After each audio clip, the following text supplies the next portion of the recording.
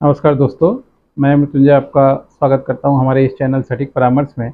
और देखिए, ये क्वेश्चन आया हुआ है हम लोग के पास कि हाय सर, सादर अभिनंदन।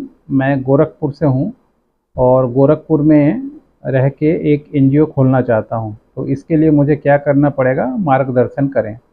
अब देखिए, इस तरह का जो क्वेश्चन है हमेशा आते रहता है हम लोग के पास कि अब जैसे ये सिटी वाइज है तो सिटी वाइज ही बता देते हैं। ये गोरखपुर से हैं और गोरखपुर में अपना एनजीओ खोलना चाहते हैं।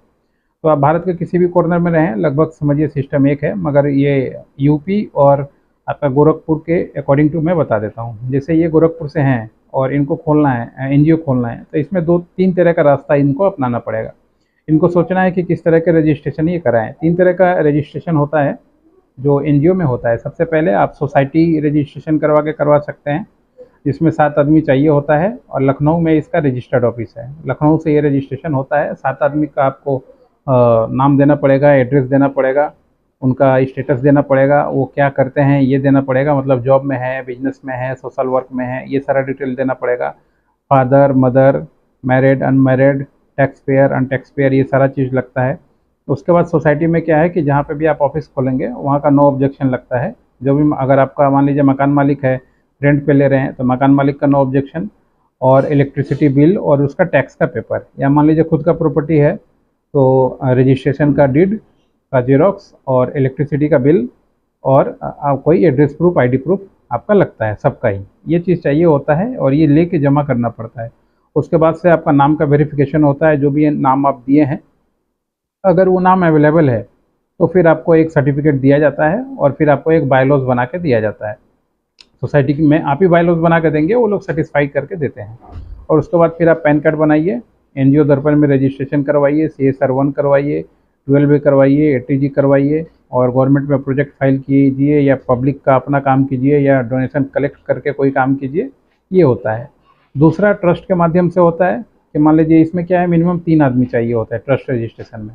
इसमें आप लोकल BLR ऑफिस, जहाँ से ज़मीन वगैरह रजिस्ट्रेशन होता है, वहाँ से भी अपना डीड बना के रजिस्ट्रेशन करवा सकते हैं, या फिर लखनऊ में जो हेड ऑफिस है रजिस्ट्रेशन का, वहाँ से भी आप चाहें तो रजिस्ट्रेशन करवा सकते हैं। इसमें 3 आदमी का वोटर ID कार्ड, आधार कार्ड, पैन कार्ड डिटेल्स, और क्या ये लोग करते हैं इसका डिटेल्स, और इसके साथ में जहाँ भी आप ऑफिस एड्रेस है आपका, उसका एड्रेस देना पड़ेगा, ID प्रूफ वगैरह और एड्रेस प्रूफ वगैरह देना पड़ता है। ये सारा चीज़ दे के आप एक डीड बनाएंगे। डीड बना के लॉयर आपका वहाँ पे जमा करेगा। जमा करने के बाद आपको हेयरिंग का डेट मिलेगा, और हेयरिंग में जितने भी मेंबर है, तीनों मेंबर को प्रेजेंट होना पड़ेगा, प्लस 2 विटनेस लगता है, तो 5 आदमी टोटल हुआ। तो ये हेयरिंग हो जाने के बाद, हेयरिंग होते ही मान लीजिए 10 से 15 दिन बाद आपको डीड मिल जाएगा। फिर आपको डीड मिल गया, फिर उस पर उसका पैन कार्ड बनाइए, उसके फिर एनजीओ दर्पण का रजिस्ट्रेशन करवाइए, 12A ATG CSR करवाइए, और फिर आप अपने तरीके से अपना बिजनेस मॉडल या बिजनेस प्रोजेक्ट आपको बनाना सकते हैं। एनजीओ का मतलब ये नहीं कि आप बना लिए तो आपको सारा कुछ हो गया। ये एक सिस्टम है, बनाना एक शुरुआत है, पहला कदम है। अब इसके बाद मान लीजिए आप किस टॉपिक पे काम करेंगे, एजुकेशन पे काम करेंगे, ह्यूमन हेल्थ पे काम करेंगे, सफाई क्लीननेस पे काम करेंगे, फॉरेस्ट्री पेड़ पौधों पे काम करेंगे, एनिमल पे काम करेंगे, ओल्ड एज होम पे काम करेंगे, कौन से इवेंट पे आप काम करना चाहते हैं, उसके अनुसार आपको बिजनेस प्रोफाइल बनाना पड़ता है, अपना बिजनेस रिपोर्ट बनाना पड़ता है। और फिर जो भी उसमें गवर्नमेंट जो भी जहाँ जहाँ इस तरीके के प्रपोजल निकलती है, आप उसमें वो प्रपोजल सेंड कर सकते हैं, या फिर प्राइवेट में मार्केटिंग करके आप अपना प्रपोजल रख सकते हैं। जो भी टैक्स बचाने के लिए लोग हैं, अगर आपको पेमेंट देते हैं, तो अगर आपका 12B ATG CSR ये सब है, तो आप उनको सर्टिफिकेट इशू कर सकते हैं, जिससे वो उनको टैक्स में थोड़ा सा छूट मिल सकता है। ये दूसरा तरीका हुआ। तीसरा हुआ कि सेक्शन 8 की कंपनी जो MCA में रजिस्ट्रेशन होता है, और गवर्नमेंट ऑफ इंडिया इसको करती है। मगर सेक्शन 8 का कंपनी तभी आप कराएं जब आपके पास टीम अच्छा हो, आदमी 3-4 ठीक ठाक हो, काम करने वाला हो, क्योंकि ये थोड़ा खर्चीला चीज़ है। कम से कम इसके लिए आपको 25 से 30 हज़ार का बजट आपको लेकर चलना पड़ेगा।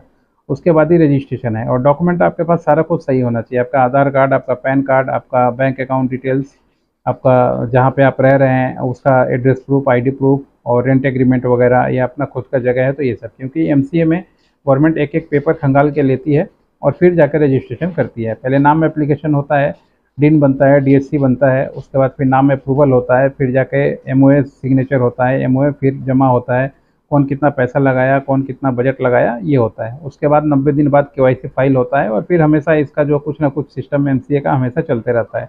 तो अगर मान लीजिए आपको गवर्नमेंट के ज़्यादा लफड़े में नहीं पड़ना है, तो फिर ट्रस्ट बना के काम करें तो ज़्यादा अच्छा रहेगा। सोसाइटी में भी हर एक साल का आपको ऑडिट ITR देना पड़ता है और उसमें फाइलिंग जमा करना पड़ता है कि आपका NGO क्या काम किया नहीं किया। मगर ट्रस्ट में ऐसा नहीं है।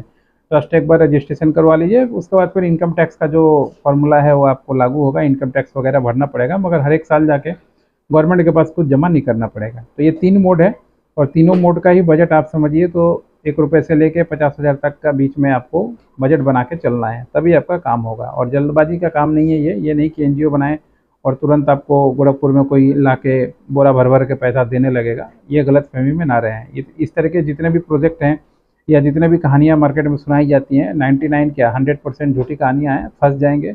वो जो आने के चक्कर में घर से कुछ चला ही जाएगा। तो इसीलिए अगर सेवा करना है और सेवा करते हुए मान लीजिए साल 1.5 साल गुजार के उसके बाद फिर आपको फंड रोल पे जाना है तो फिर आएँ, नहीं तो टाइम बर्बाद करके किसी का कोई फ़ायदा नहीं है। रजिस्ट्रेशन करवाना हो या मान लीजिए NGO हैं नहीं चला पा रहे हैं, प्रोजेक्ट कहाँ जमा हो नहीं कर पा रहे हैं, कैसे CSR होता है नहीं पता है, गाइडलाइन नहीं पता है किस तरीके से काम होता है, तो कांटेक्ट कर सकते हैं। फेस टू फेस मीटिंग का 2,500 रुपये लेते हैं, ओवर फोन मीटिंग का 1,500 रुपये लेते हैं। आना जाना का जो बात रहेगा, या मान लीजिए ईयरली कंसल्टिंग करना है आपको, पूरे साल हम लोगों से जानकारी लेना है, तो उसका फीस जो है वो अलग रहेगा। आशा करता हूँ ये वीडियो आपको बहुत हेल्पफुल मिलेगा, खासकर जो गोरखपुर या बाकी और भी यूपी के लोग हैं उनके लिए ये क्वेश्चन था, तो सबके लिए ही हमने एक कंबाइंड वीडियो बना दिया। आज के लिए इतना ही, नमस्कार।